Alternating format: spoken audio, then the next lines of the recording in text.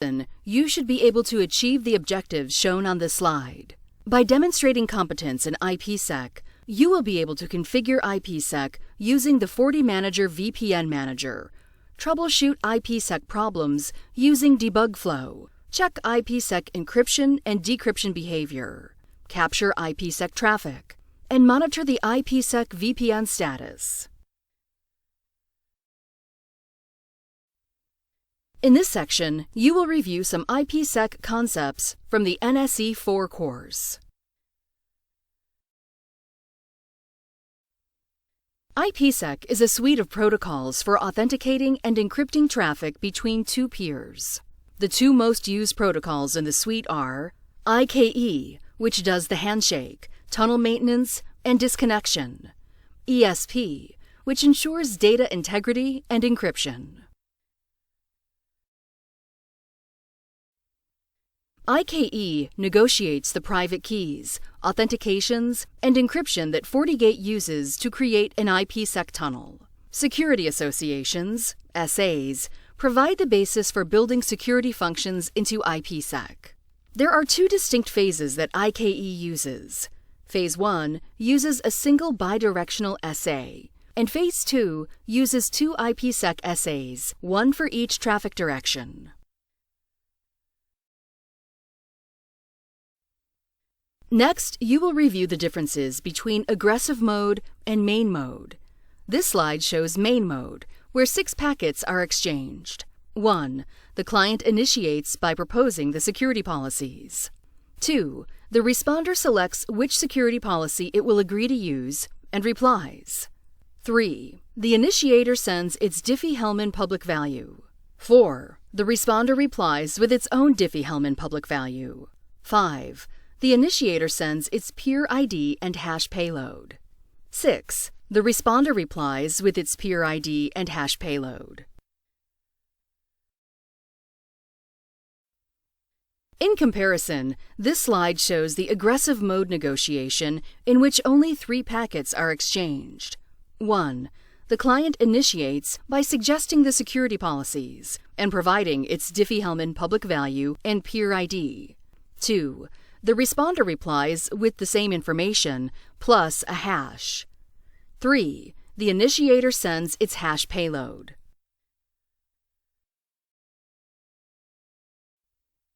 Extended authentication, XAuth, can be used as an additional level of authentication. When XAuth is used, one side must provide credentials, username and password, in order to successfully authenticate. XAuth happens after the Phase 1 is up and before any Phase 2 negotiation. That is why XAuth is sometimes referred to as Phase 1.5. In any XAuth communication, there is always one client and one server. The server sends a CFG_request packet, which must be replied by the client with the CFG_reply packet. The CFG_reply packet includes the user credentials. If the authentication is OK, the server sends CFG_set and the client replies with CFG_ACK.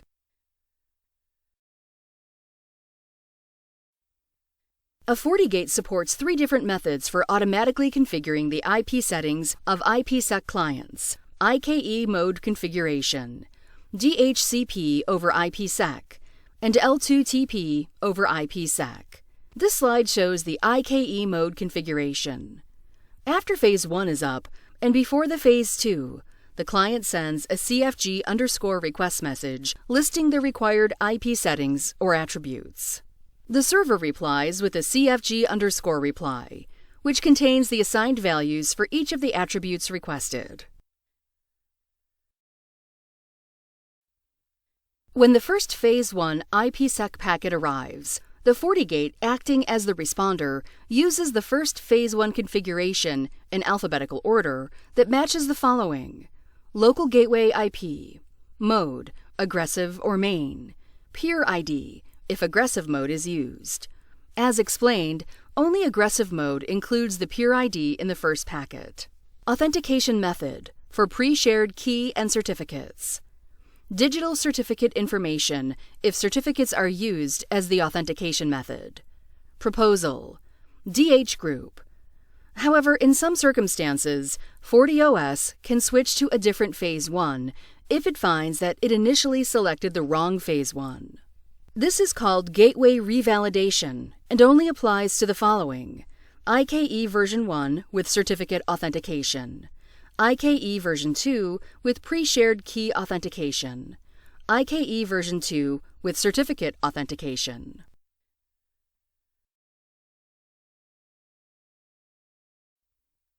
If a FortiGate has multiple dial-up VPNs using pre-shared keys and sharing the same local gateway, proposal, and DH group, you must use aggressive mode and different peer IDs. Using this method, the FortiGate identifies the right VPN configuration for each incoming IPsec proposal. In this section, you will learn how FortiGate routes IP traffic.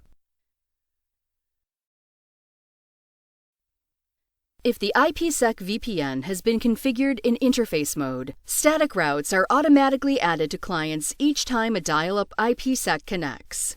The destination subnets of the static routes are the ones received in the Phase 2 quick mode selectors.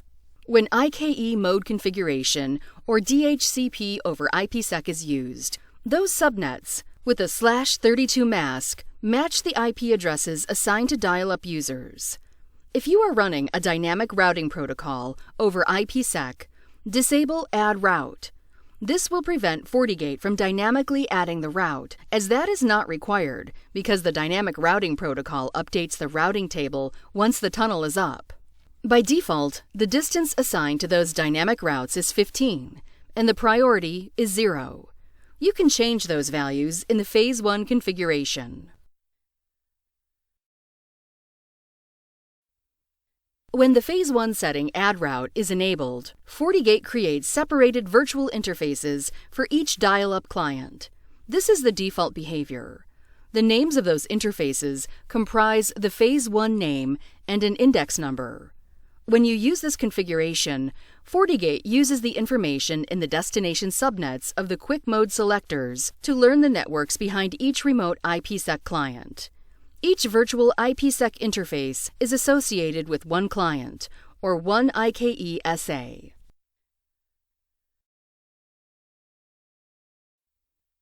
If Net Device is disabled, FortiGate creates a single Ipsec virtual interface that is shared by all Ipsec clients connecting to the same dial-up VPN. In this case, the tunnel search setting determines how FortiGate learns the networks behind each remote client. If tunnel search is set to selectors, FortiGate uses, as in the previous case, the destination subnets of the quick mode selectors to populate the routing table with information about the remote networks. In this scenario, however, there can be multiple clients, or IKE SA, associated to a single interface. FortiGate needs more information, precisely the tunnel index to each remote network, to route traffic to the clients properly.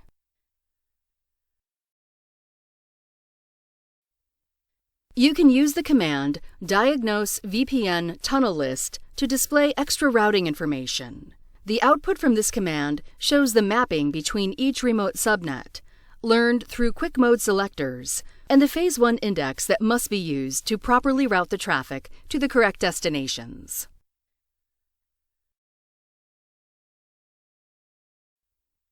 If Net Device is set to disable and tunnel search is set to next hop, FortiGate does not use the quick mode selectors to learn about remote networks. FortiGate will learn those routes with the assistance of a dynamic routing protocol, which must be configured to run over the Ipsec tunnels. As with tunnel search set to next hop, FortiGate creates one single Ipsec virtual interface that is shared by all Ipsec clients. FortiGate needs more information about how to route the Ipsec traffic through the correct IKE SA. With this configuration, FortiGate learns the remote IPs for each client through IKE messages. By default, these remote IPs belong to the Ipsec virtual interfaces of the clients. FortiGate combines this information with the routes learned through a routing protocol to properly route the Ipsec traffic, selecting the correct outbound Ipsec virtual interface and IKE SA. The output of the Diagnose VPN tunnel list command shows the list of remote IPs and the associated tunnel indexes.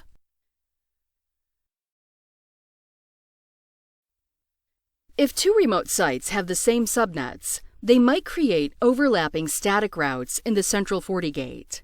The setting Route Overlap, found in Phase 2, defines what action FortiGate will take when a new remote site is connecting and there is a remote site already connected with an overlapping subnet. The possible actions include Use New, Default, disconnect the existing dial-up VPN and accept the new VPN. Use Old, keep the existing dial-up VPN up and reject the new one. Allow, keep the existing dial-up VPN up and accept the new one. Traffic for sessions that start from the central FortiGate will be load balanced, ECMP, between both VPNs.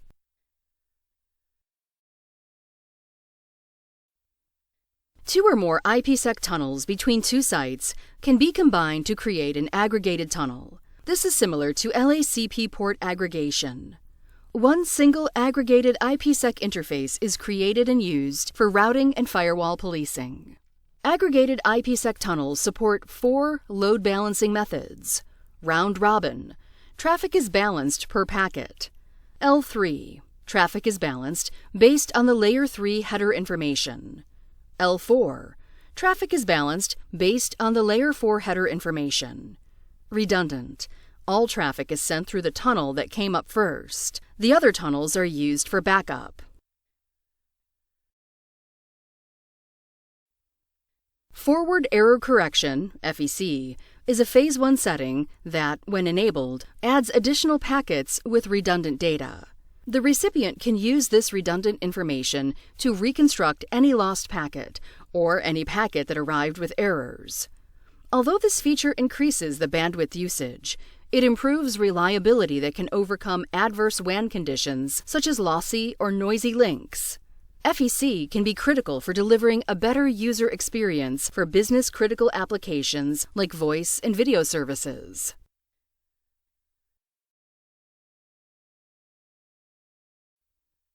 In this section, you will learn the basics of IPsec troubleshooting.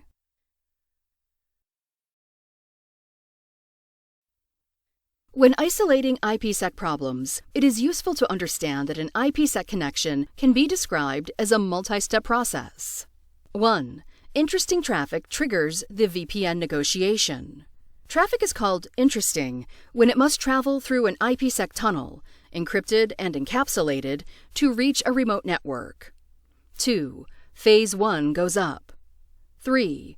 If extended authentication is required, one side authenticates. 4. If one side requires IP settings, the other side sends the required settings through IKE mode configuration. 5. One or more Phase 2s go up.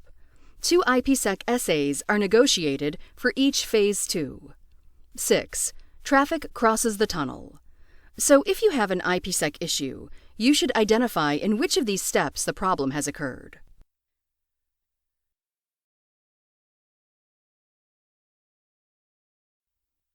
The IKE daemon handles all the IPsec connections on FortiGate. It's important to familiarize yourself with the available filter options.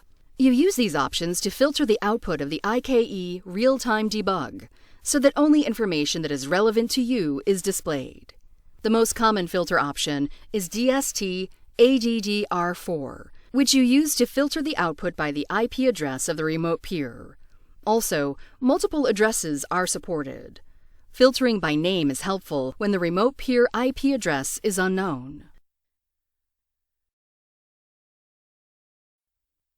After setting the filter, enable the IKE real-time debug using the following commands.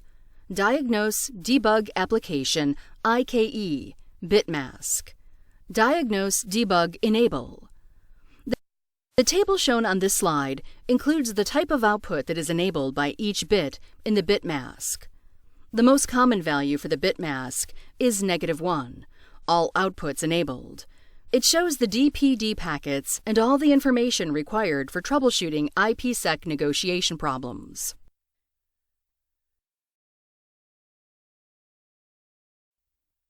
Now you will look at the output of the IKE real-time debug during a main mode negotiation. As explained earlier, main mode requires the interchange of 6 packets.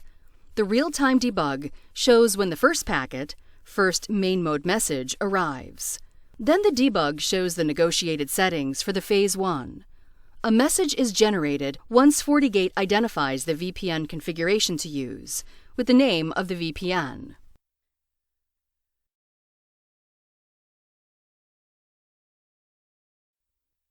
Next, the output shows the remote peer's information.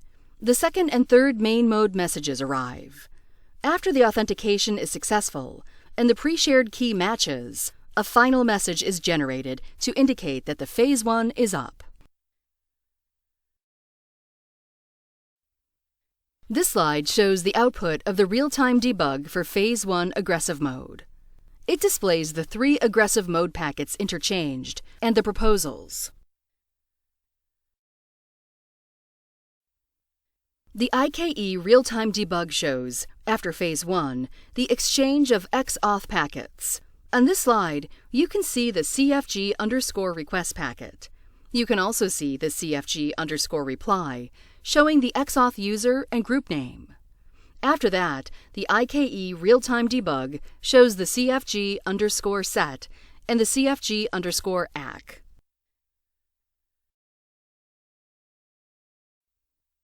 After the extended authentication, the remote site proceeds to request and receive the IP settings through IKE mode configuration. The output shows the CFG_request and CFG_reply packets.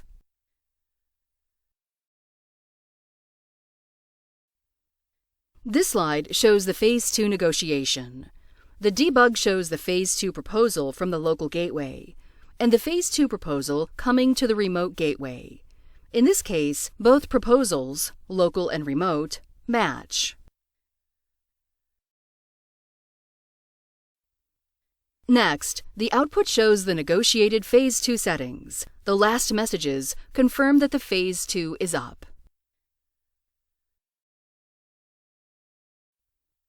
If the VPN is up, but the traffic can't cross the tunnel, you should use the debug flow. This slide shows an example output of the debug flow for traffic that is crossing an IPsec tunnel. The output shows the following: packet arriving, packet being allowed by a firewall policy, packet entering the tunnel, packets being encrypted and sent. If the traffic is not crossing the tunnel because of a routing misconfiguration, the output of the debug flow shows it. The debug flow also displays if the traffic drops and why. For example, when packets don't match the quick mode selector. If you need to capture the IPsec traffic, remember that the IP protocol and UDP port numbers depend on NAT-T and the use of NAT. If there is no FortiGate located in the middle that is running NAT, IKE traffic uses UDP port 500, and ESP traffic uses IP protocol 50. This slide shows the 2 sniffer filters that the sniffer command must use to capture each of those traffic protocols. If NAT-T is enabled, and there is a FortiGate located in the middle that is running NAT, the sniffer command must use a different filter. In this case, IKE traffic uses port UDP 500, but switches to UDP port 4500 during the tunnel negotiation. Additionally, ESP traffic is encapsulated inside the UDP 4500 channel.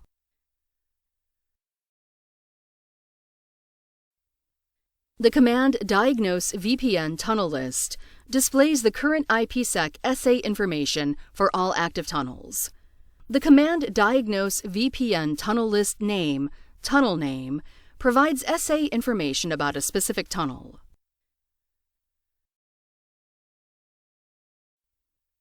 Get VPN IPsec Tunnel Details provides detailed information for the active IPsec tunnels.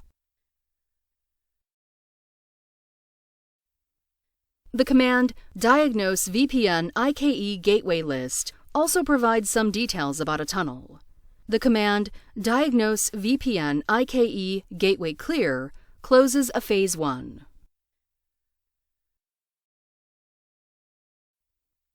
The command get VPN IPsec stats tunnel provides some global overall counters related to all the VPNs currently active. The other two commands shown on the slide provide summarized information about the VPNs.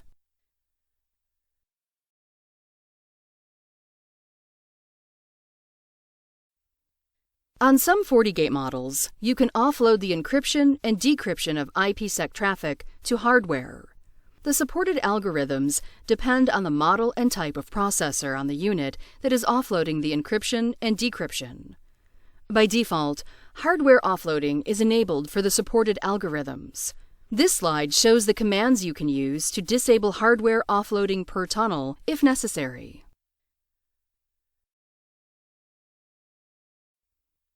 All IPsec essays have an NPU_flag field indicating offloading status. In the case of IPsec traffic, the FortiGate session table also includes that field. First, when phase 2 goes up, the IPsec essays are created and loaded to the kernel. As long as there is no traffic crossing the tunnel, the essays are not copied to the NPU, and the NPU_flag shows 00. The value of that field also remains 00 when IPsec offloading is disabled. Second, if the first IPsec packet that arrives is an outbound packet that can be offloaded, the outbound SA is copied to the NPU, and the NPU_flag changes to 01. However, if the first IPsec packet is inbound and can be offloaded, the inbound SA is copied to the NPU, and the NPU_flag changes to 02. After both SAs are copied to the NPU_flag changes to 03. The value 20 in the NPU_flag field indicates that hardware offloading is unavailable because of an unsupported cipher or HMAC algorithm. This slide shows a summary of the most common IPsec problems and solutions. If the tunnel doesn't come up, use the IKE real-time debug. In such cases, an error message usually appears. When the tunnel is unstable, you usually see that DPD packets are being lost, which indicates that the problem might be on the ISP side. If the tunnel is up, but traffic isn't passing through it, use the debug flow. One of the peers might be dropping packets or routing traffic incorrectly. Another possibility is that the packets don't match the quick mode selectors, so FortiGate drops the packets.